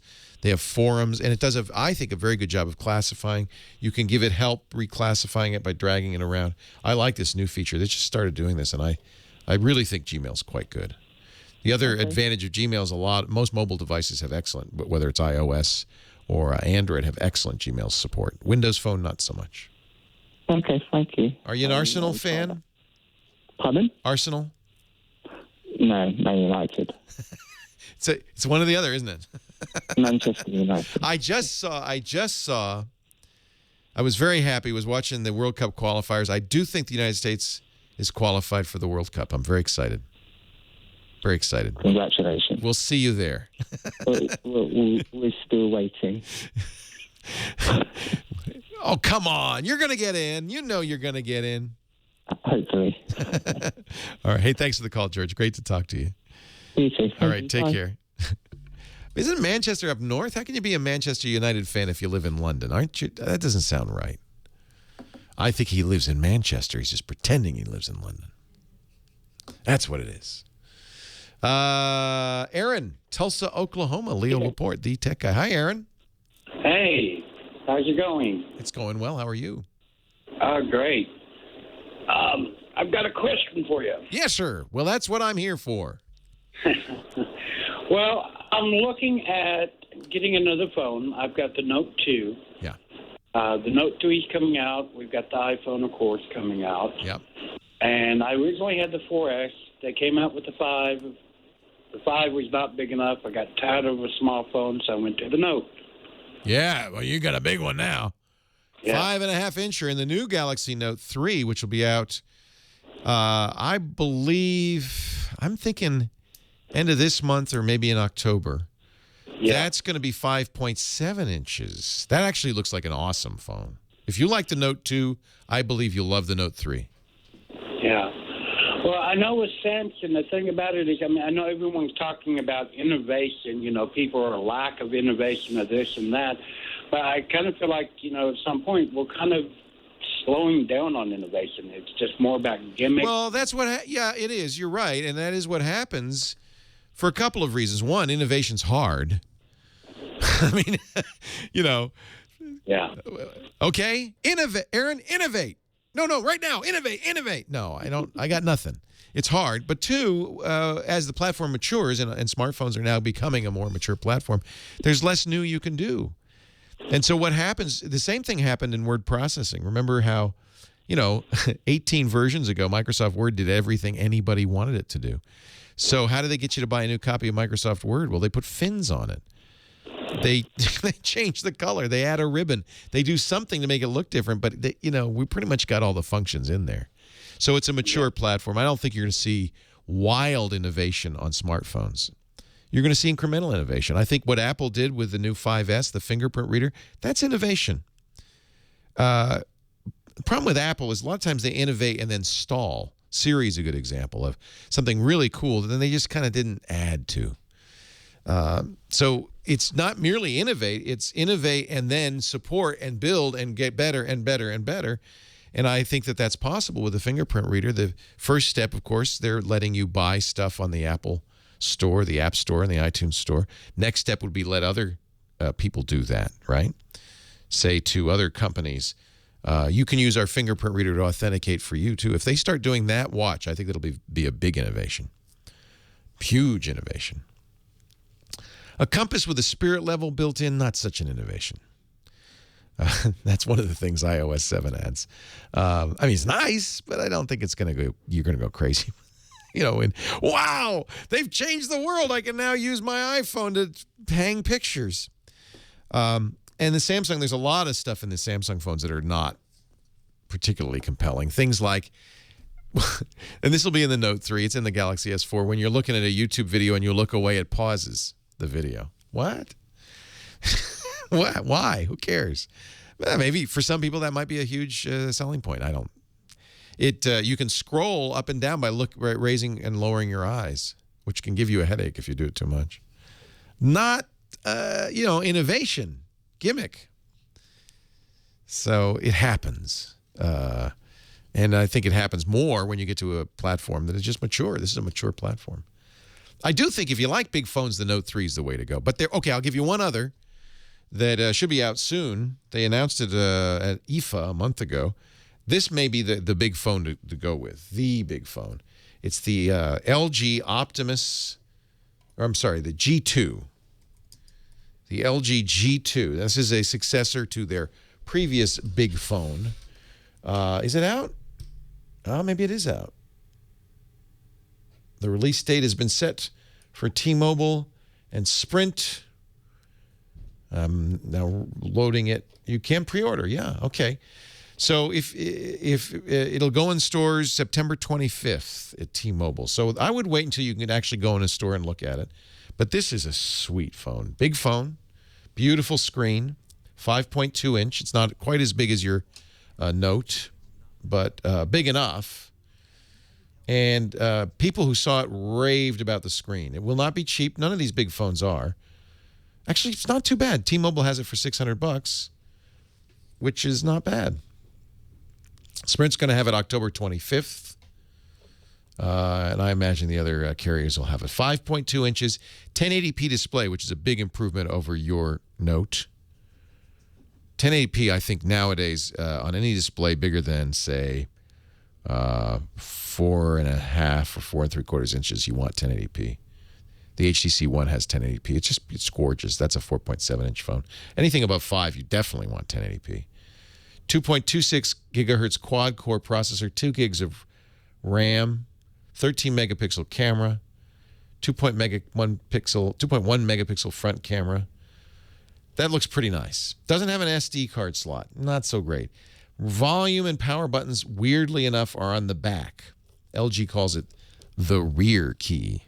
That's what I'm talking about. It's not exactly innovation. We got a key in the rear. What do you think of that? Maybe not something I want. But what I would do is I'd look at them. The Note 3 won't be out for a while. Note 3's got a pleather back. Hey, with stitching. Now how much would you pay? Leo Laporte, the tech guy. More of your calls to come. Thank you for the call. More of your calls to come right after this. Our show today, as always, brought to you by the people who do our phone system. We love, by the way, Ring Central. It's almost more than 2 years ago that we decided to move into the beautiful Brick House studios, and then I was faced with something I never thought I'd be faced with. I'm not a business guy, right? But here we are. We've got a new studio, new office. I can't make our employees use their own phones. I got to have a phone system. I kind of was stymied. I went to Lisa. I said, what are we going to do? Fortunately, we had Russell Tammany, our great IT guy. He said, I've installed this company called Ring Central. This is a true story. Ring Central before, and it's great. You're going to like it. 3 days later, Ring Central calls us up and said, hey, we love you guys. We should do some advertising. We said, yeah. Well, you know what's interesting? We just bought a system from you. It is and we are still happy. No PBX in the basement. We don't have to worry about maintenance, configuration. It's all, in the cloud. Very affordable. $20, starts at $20 per month per user, and then includes long distance minutes and, faxes in your inbox, voicemail in your inbox, total control. They even have an iPhone and Android app that you can use to make business calls from your cell phone but not pay for it. Incoming texts to your cell phone look like they're coming right in through the business number, our 800 number. There's something new at Ring Central called call functioning. This is kind of interesting. You program, you can have when people call my office line. Here, let me go over and get it. When they call the office line, of course, it rings here, but I'm not always at my desk. Most of us aren't. So you can set it up that will ring your cell phone or whatever. But call functioning means you actually tell it the order of devices to ring when somebody calls your number. So your desk phone, then your smartphone or your home phone or whatever. So you don't ever miss a call. Those business opportunities just don't go under the radar. You can even choose how many rings on each phone before it goes to the next phone. This is why digital is great. Cloud is great. Because you don't have a piece of hardware that tells you what you can do. You can do anything. RingCentral's all-exclusive pricing, very affordable with no setup fees. Start right now with a 30-day risk-free trial. That's a great way to go. And we've arranged for a special offer for our listeners. When you buy a desk phone at RingCentral, you'll get a second phone free, up to a total of 20 phones. So call 800-543-9980, 800-543-9980, or visit ringcentral.com and use the promo code TWIT. Everything you would get and more from a PBX in the basement. It is, and of course, expandable as needed, all in software. Beautiful thing. It's a thing of beauty and a joy forever. 800-543-9980 or visit ringcentral.com. Use the promo code TWIT. I am Leo Laporte, the tech guy. More of your calls coming up. Hour 3 of the Tech Guy Show. Heather humming, answering your calls. I'll tell you, another big acquisition. If you, sometimes kids ask me, young people ask me, kids in college say, Leo, what should I study if I want to succeed? I think we had a call last week or the week before, right? What should I study if I want to make it in the tech business? And I got to say, right now, and it'll change, but for right now, learn how to write mobile apps. Wow. Google just bought Bump. We don't know how much they paid for it. I'm sure that'll leak out. But, it's got to have been a pretty big acquisition. I would say in the order of $100 million. Bump raised $20 million. In fact, you might remember the name Bump because was it the 1 millionth or the 1 billionth? I think it was the 1 millionth iPhone app downloaded. Bump is a kind of cool little program that I think probably Google doesn't need, but now owns. It's one where it started with the iPhone. And did you have to be on the same Wi-Fi network? I can't remember. But you would launch Bump on your phone, and you would say, okay, I want to share contact information. As it evolved, you could also share photos and files and so forth. But the original idea was, I want to share contact information. This is what I want to share. And then when you met somebody else at a trade show or a conference or a bar in the middle of the night, you'd say, you want a bump? and if they don't leap to their feet and start dancing, they'll say, yes, let me bump you my information. They launch Bump on their phone. You tap the phones together. This is the funny thing, because you might think, oh, they're somehow communicating with each other. No. What happens when you tap the phone? Sorry, didn't mean to hit you so hard. When you tap the phone together, it jiggles the accelerometer and it goes, oh. Bump says, oh. You hit something, and it starts sending. And then the Bump on the other phone starts looking for, same thing. Oh, you hit me. Starts looking for a signal. This is how dumb software is. Huh? Oh. And then the data is shared across the airwaves. Does it, chat room, does it used to use Wi-Fi. I'm not sure what they use nowadays. Maybe Bluetooth. 25 people. Bump's been around now for 4 or 5 years. Raised $20 million. Was one of the most successful downloaded apps of all time. As often is the case, had absolutely no route to profitability. How do you make money doing that? No one knows. Bump will stay on the App Store, at least for the time being, although a lot of times when these acquisitions happen, the app disappears. Remember when Google bought Zagat, the food and restaurant and hotel guide, and it just disappeared. It came back a year later, but they tend to disappear. Problem with getting there's good news and there's bad news. For the creator of Bump, David Lieb, his co-founder Andy Webers, it means probably a big payday. Depends how much Google paid, but it probably means some money. Bump also did I didn't realize this, but they also did a photo sharing app called Flock and Bump. But I have to point out, it's not unusual for Google to acquire stuff and just let it disappear. Same thing happens at Facebook, Apple, and other companies. They're really hiring the engineers, the bright lights, because that's hard to find. That's more valuable. And this is why I tell kids, learn how to write mobile apps. The developer is more valuable than the app itself in many cases. I think that's probably true of Bump. I don't know. I've had Bump since it came out. I don't hardly ever use it. No one I know uses it. Nevertheless, it means Google has acquired some talented programmers. I think back to some other Google acquisitions that never went anywhere. There was I loved it. It was a kind of a Twitter-like app that was better than Twitter, I thought. In fact, I left Twitter back in 2007 to start using Jaiku because I liked it better. Had a lot of features Twitter lacked at the time. Ability to share photos, to have conversations. Had location information, lots of stuff Twitter later has added, but Jaiku had it first.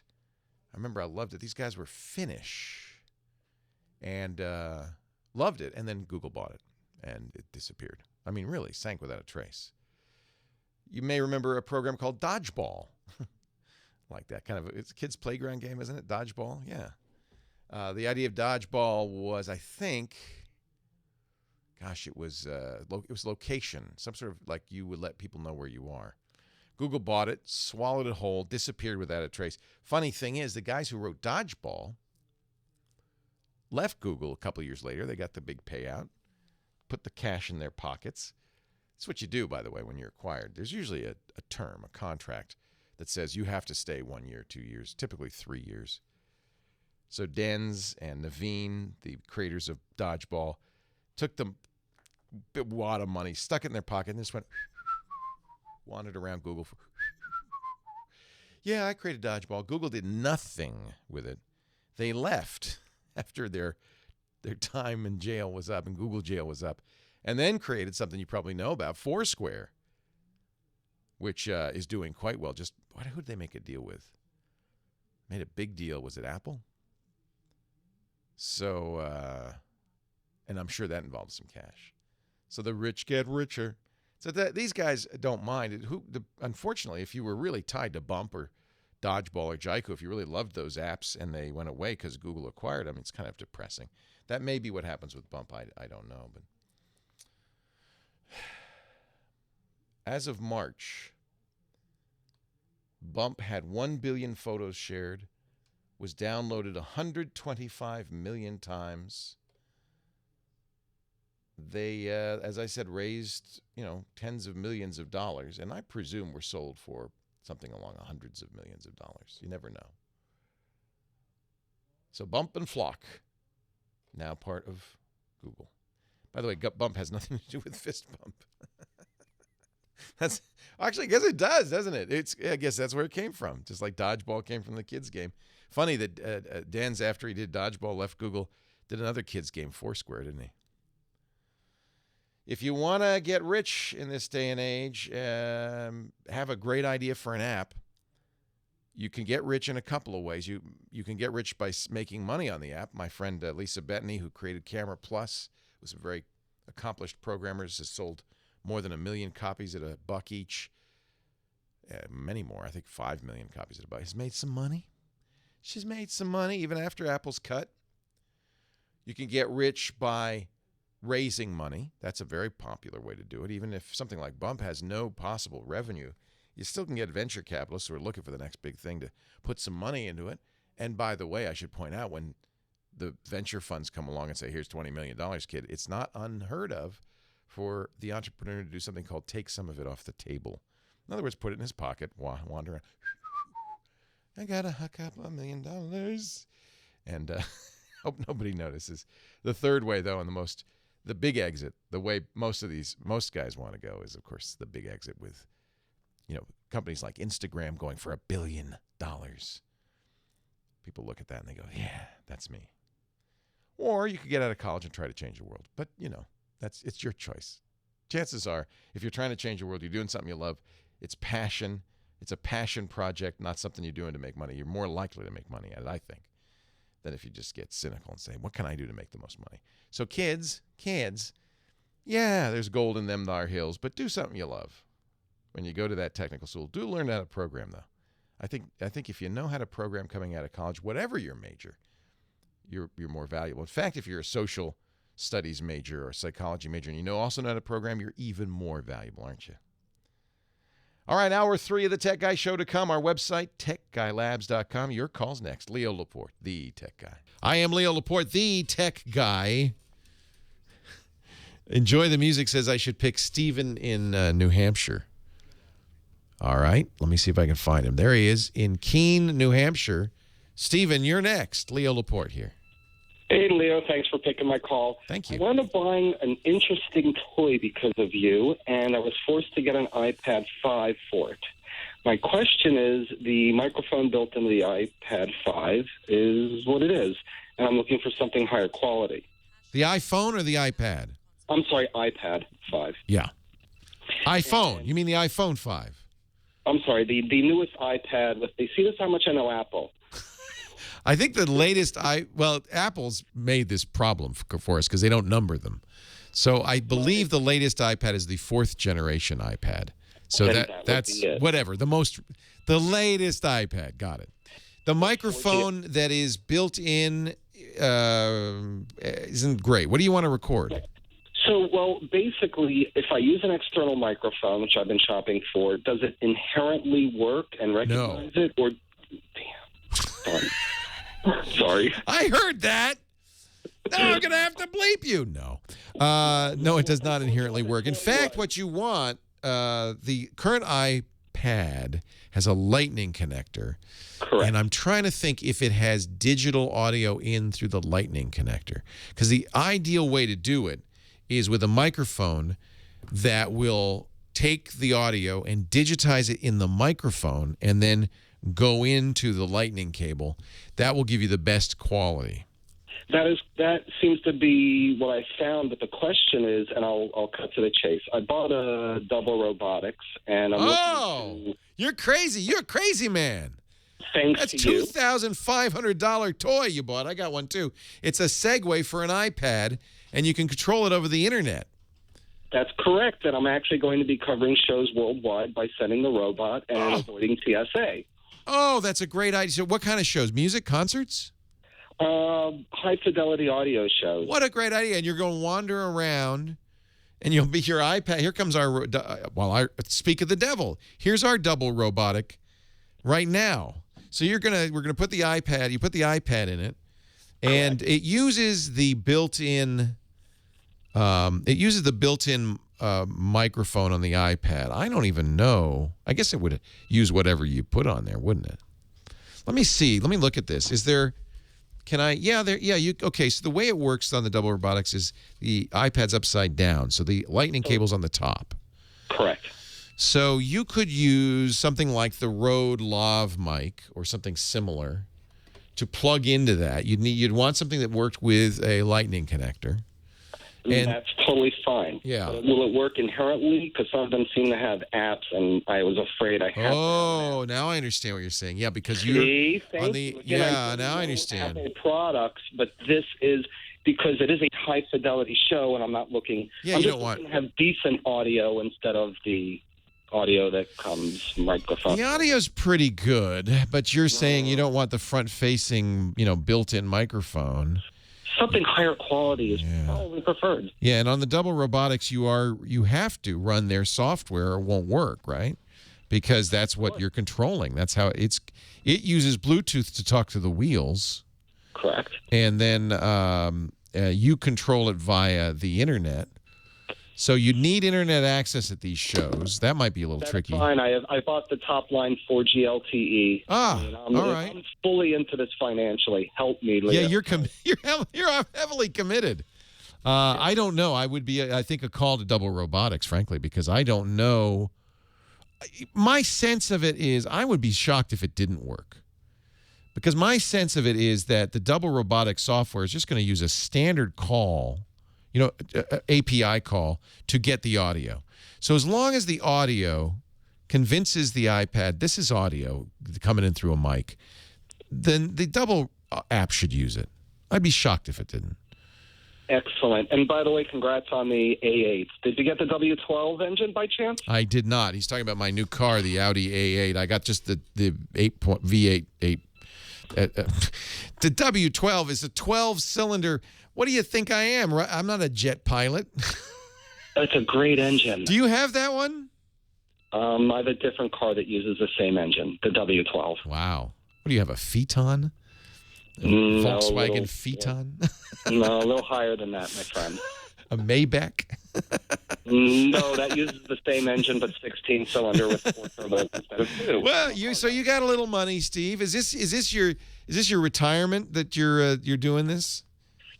I'm having fun. I mean, it's high-end audio. I kind of am the circus ringmaster for Enjoy the Music. Awesome. Well, I'm thrilled to meet you. Come by and visit us. Drive that fancy car on over from New Hampshire. Well, my world is correct on chat. That's what it is. Oh, what is your chat handle? Enjoy the Music. Enjoy the Music on chat. All I'm right. on your chat, and I see my world did get the name of the car correct. Ah, a Lamborghini Murcielago? No, one below that. A Bentley? Yes, sir. Does a Bentley have that W12 engine in it, really? Yeah, no, yes, Volkswagen owns Bentley. That's right. That's why I asked about the Phaeton. That's the Volkswagen Phaeton is basically a Bentley. But you can't get it in the U.S. Correct. I am more. Well, I'm jealous. Drive your Bentley on over here. We'll have a race. Sounds like fun. Do people drag race in Bentleys? I wouldn't, because some guy will come up and say, we could go on and on about cars. Let's not. Okay. Hey, it's really nice to meet you, Stephen. Thanks so much All right. for your time. Thank you. Lots of fun. They're saying in the chat room, and I think this sounds right, the Rode Smart Lav. I would be shocked if if you got something that worked via the Lightning port as a microphone. You shouldn't have to have a specialized app. It should be the microphone that would work just like the built-in mic. That would be crazy. So they say the Rode Smart Lav, it's about $60. Hey, for what you're into this thing, $60, you could do cigarette money. It literally actually is. This thing is crazy. I've never used it. I used it once. I spent a lot of money on it, $2,500. It's like a Segway for your iPad. But the idea is really cool because it gives you what we call telepresence. So, I guess what he's going to do is ship this, and then once it's there, you can see through the iPad's camera, you can hear through the iPad's mic, and you can wander around just like, you're there. And they can see you, by the way. Your picture appears on the iPad's screen. It's a very odd idea. I had to buy it only to review it so we could talk about it, but now I don't know what to do. It takes the way it works. You order it, you give them $2,500, then they build it. So it takes about 8 weeks to get it, and you have to use Google Chrome, or you can use your mobile, your iPad or mobile device to steer it around. Just wild. Somebody said, "How are you going to keep from getting it stolen?" It's true. Somebody could just say, "Hey, nice robot. I think I'll take it home." you need explosive bolts or something in there. Leo Laporte, the tech guy. More of your calls to come right after this. I am Leo Laporte, the tech guy. We are getting back to the phones here. Let me see. Is it Hamid in Danbury, Connecticut? I think that's who's next. Hi, Hamid. Hello, Leo. Welcome to the show. Thank you. I'm also blind, so this one's going to be kind of, I guess, interesting, but I was wondering about 4K, and you say... Wait a minute. You can't see a TV and you want to know about a 4K TV? Yeah, mainly about how you say, like a Core 5 computer with not that much memory and whatever, a cheap one is good enough for just regular person. Yes. Okay, so 4K, though, once 4K is truly a thing, 4K full length. Which it will be. And they're going to call it, by the way, no longer calling it 4K, because it's not strictly speaking exactly 4K. It's UHD, or ultra high def. Roughly twice as high, twice the resolution of 1080p, correct. 1080p, right. So how much And maybe we might need Red and Shroud to help us with this, but how much does that really pull? Like, the stuff that probably would matter to gamers, like a 7870 and stuff like that, like, would that start mattering to just for a home theater PC once 4K is a thing? Oh, yeah. Oh, yeah. In fact, if you think... yeah, oh, yeah. So it's a lot more data, right? So if you think about what happened, maybe you don't remember, but when 1080p became a thing, we recorded the first 1080p podcast. It was called Mac Break, and we did it. It wasn't even that long ago, maybe 5 years ago, 6 years ago. My friend Alex Lindsay purchased the old Lucas model camera, the one used for, I think, Star Wars Empire Strikes Back. It was a Sony EX camera, and it was one of the early 1080p cameras. He spent $100,000 for this used camera. It's the model camera, so it's what they shot. You know, when they have the big spaceships. Now they do it all on a computer, but in those days they had models, and they shot with this camera flying in over the spaceship. Yeah. So we made so anyway, the long story short, which is not really my skill, but anyway, what happened was we made a podcast with it, a 1080p podcast, only about 10 minutes long, and nobody could download it because it was too big. And even if they could download it, nobody could play it back on their computer. You couldn't get a decent frame rate. It would stutter. Now, every phone out there can play back 1080p video and record it. 5 years later, that's what happens. Same thing will happen with UHD. More dots on the screen means more data, and video is very big data. In fact, this is something Scott Wilkinson and I talk a lot about, is how are we going to get 4K content, because it won't fit on a Blu-ray disc. It'll need a new kind of disc that'll hold 4 times the data. You're not going to get up to 32 channels of audio, perhaps, too. That's right. HDMI 2.0. Well, that's the funny thing. Blu-ray, it turned out to be such a big amount of storage that they could do all sorts of extras on it, including lots of audio tracks, because audio is not as big as video. Here's what's going to happen. The reason, by the way, that happened with Blu-ray is because we got better and better at squeezing the video down, and it turned out it didn't need all 4.7 or 9.4 gigabytes. That's how much data a single-sided or double-sided Blu-ray. Double-sided Blu-ray is 9.4 gigs of data. You're going to need 20 gigs or more for UHD, but the funny thing is we're getting better and better at compressing it. So what's happening is, here comes this technology, but computers get faster, bandwidth gets higher, storage gets better, and we get better at squeezing the video so it's smaller. All of those things meet in the middle, and in fact, yeah, right now, if you try to play, one of the big problems that companies have trying to create 4K video or UHD video is the workflow is really tough, because you have to have very, very powerful computers and lots of I/O and blah, blah, blah. So it's really tricky. Yeah, I'm thinking DVD. I apologize. It's 50 gigabytes. A DVD is 4.7 gigs and 9.4 gigs. A Blu-ray disc is more than that. It's 25 gigs and 50 gigs. Thank you for the correction. So we're talking Red Ray or whatever the next disc is going to have probably at least 100 gigabytes of storage on it. But as they get better at shrinking stuff, I think it'll all meet in the middle, and it'll be here. Now, I'm interested because you said, that you're blind. Do you watch Blu-ray movies? Yeah, I have the whole Star Wars thing on Blu-ray because of the better audio. I mean, it's lossless. You really hear the audio, don't you? Yeah. And that's where I wanted to make a quick comment. I don't really trust sound bars, because if you realize, and I don't know how much you can hear, but each speaker has its own audio track assigned to it, as it were. So sound bars really don't recreate that. Right. And that's true if you've ever listened to them. They give you the illusion of surround sound, not the reality of it. Right. You hear one lightsaber and one speaker, and then you hear the other one on the other ones, and then one takes a hit on one speaker. And what sometimes you do hear about the subtle things. Sometimes you don't hear it change on those. It's so cool because you're blind and audio is so important to you. You hear so much more of that movie than we do. Yeah, or people who are sighted do. Yeah, or just little bits of sounds they use sometimes. Right. Reflections. I for some reason, and maybe it's because I have poor eyes and acute hearing, but my whole life I've always been focused on audio, and I hear stuff other people can't hear. And there is a whole world if you could just close your eyes and listen, especially in modern motion pictures. It's just as rich audio as there is video. Yeah, and you can isolate that stuff with a program called DVD Audio Extractor, which you can now extract Blu-rays too. You can extract it speaker by speaker, so to speak. Have you listened to this new technology that Scott was talking about, the Z Plus? I haven't, but Oh, you got to try it. Do you have an iPhone or an iPad? Do you have an iOS device?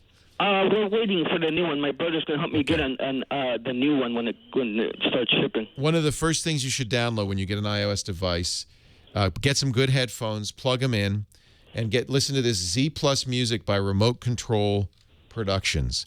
And what it is, in fact, they have one cut from the Hans Zimmer Man of Steel soundtrack on it for free. And what it is it's this demonstration of surround sound using just 2 speakers, left and right, in your headphones. It is mind-blowing. I'd be very curious what you'd think of this when you hear it. Yeah, see, but that's what I mean. It's just 2 speakers. I know. But they're using very sophisticated computer modeling, DSP modeling, to make it surround, and you could hear above and below. I agree, and Hamid, you have acute hearing, obviously. You probably could tell the difference more than I can. I agree. It's not as good as having 8 speakers, but it's pretty good. Yeah. Plus, like I said, I've used DVD Audio Extractor, and that's how I did my homework to find out, like, what... I found a few surprises that I've been missing, because I used to have a cheap surround sound system before and stuff, so now I know what is supposed to be in each movie. That's the only bad thing about becoming a connoisseur. It's expensive. Don't become a... It's better to have poor taste. It's cheap. You can eat a Big Mac and be happy. Now you want 7.1 surround sound with 100 channels each. I want DTS MDA, multi-dimension audio. Ooh, I don't know what it is, but it sounds good. Is that in movies now? It's their Dolby Atmos. Ah. Well, that's what this simulates. This is from DTS, this technology, and it does. I'm just saying. I know you're much more sophisticated, but I'm just saying. When you get that new iPad, and it should be within the next month, I would guess. Take a look. Z Plus Music. It's free by Remote Control Productions, and if you have an iOS device, you got to put on headphones. It'll ask you, are you wearing earbuds, over-the-ear headphones, what kind? And then it plays this music, and it's quite impressive. It's all around you. If we're on so many stations where we're mono, I would play it for you. But you'd have to put on headphones and stuff. And we're on the stations that are mono, you wouldn't be able to hear it. You need left-right stereo. But boy, it does a good job. Hey, Hamid, nice to meet you. Thank you for the call. Coming up in just a bit, he's the Giz Wiz. We call him that because he loves his gadgets. Dick DeBartolo is going to wrap things up on the Tech Guy Show. I'm Leo Laporte, the Tech Guy.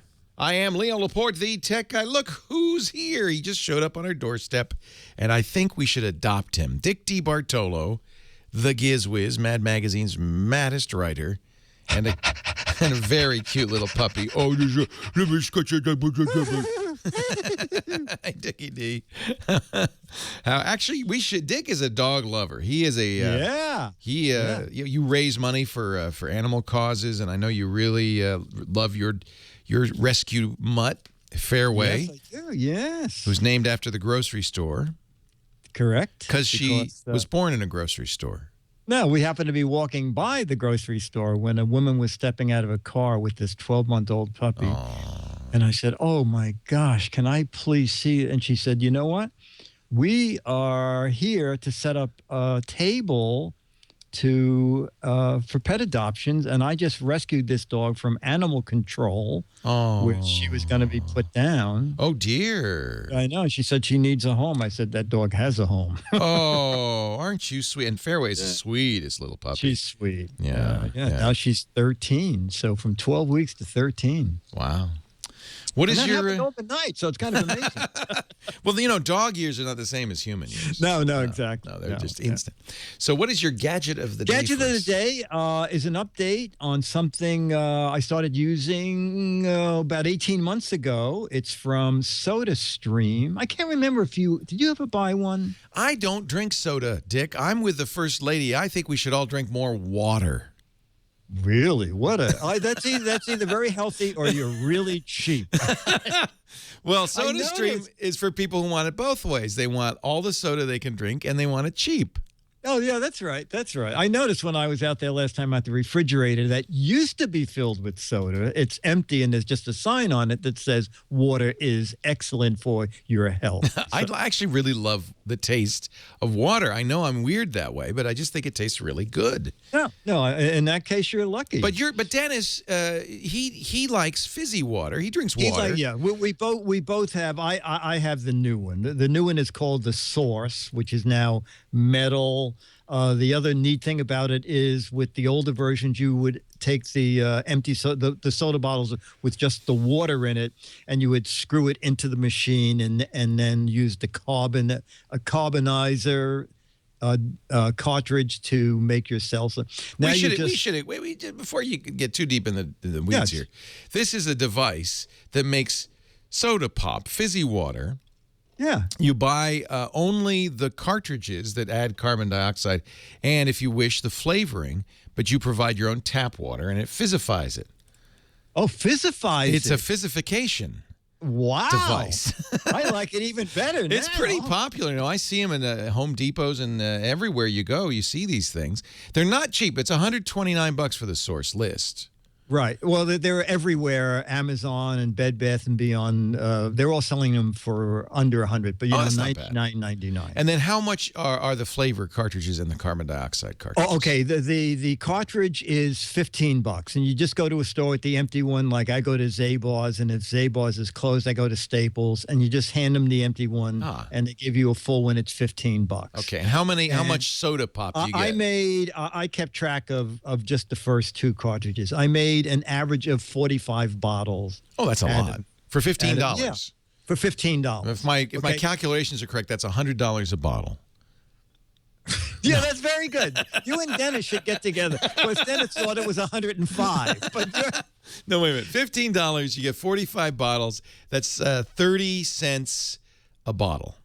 And these are liter-sized bottles. A liter bottle, right. Okay. So soda's a lot more than 30 cents a liter. You know, Dennis, mostly like you, just likes plain salsa. Right. So plain salsa here is about 99 cents. So he's making it for about 30 to 35 cents. If you add the flavoring, it adds about 10 cents a bottle. But you're still making soda for 45 to 50 cents a liter, where here in Manhattan it's $1.29. And if Mayor Bloomberg had his way, you wouldn't even have been able to buy it. Yeah, so. They would. If he had his way, they would be making little 8-ounce bottles that you could fix.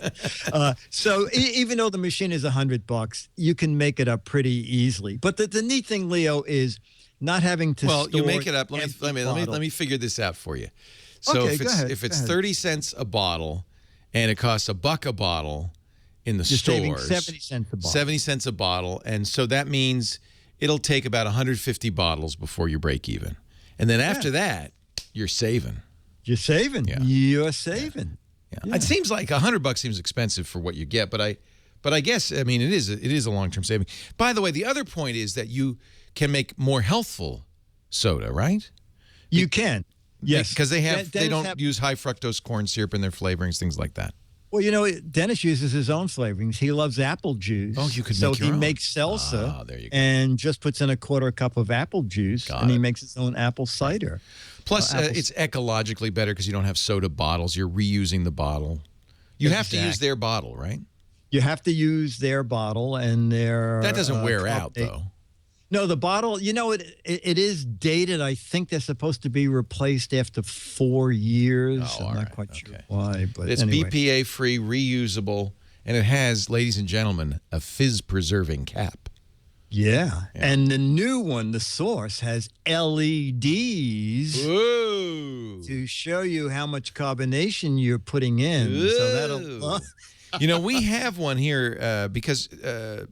for some reason, video editors drink a lot of soda pop, and it was starting to be expensive. So we have a little soda stream here, but they still drink the canned soda. They like the cans; they're attached to the cans. They like their Mountain Dew. Yeah, I don't think they make a Mountain Dew. Actually, that's a good question. Can you get brand names? Can you get Coca-Cola? No, you cannot. But you can get their taste alike. They call that taste alike. Like they have a taste alike Diet Coke. I'm not crazy about it. Their new pink lemonade, their new grapefruit drink is really good. Yeah, so they do have Crystal Light and Kool-Aid. Those are brand names. Yes, You can make sparkling tea, like diet green tea, pomegranate peach.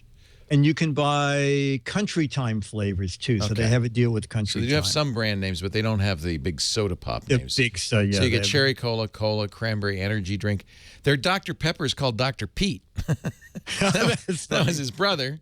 A distant cousin. By the way, their Dr. Pete is $2 less than their other sodas. So there must be they do have a Mountain Dew. It's called Fountain Mist. Ginger ale I like. I love cream soda. They do have cream soda.